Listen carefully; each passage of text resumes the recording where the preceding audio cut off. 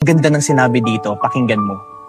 Get a partner who matured enough to educate you, matured enough to handle your attitude, matured enough to accept your flaws.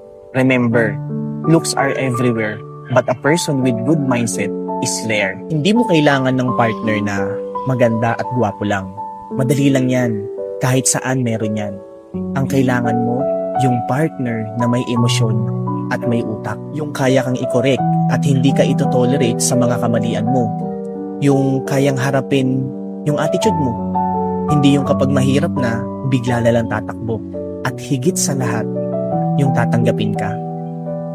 Tatanggapin ka hindi dahil perpekto ka, kundi dahil alam niya yung flaws mo. Real talk, huwag kang mamuhay sa fantasy na iniisip mo pagdating sa relationship, sweet at puro kilig lang.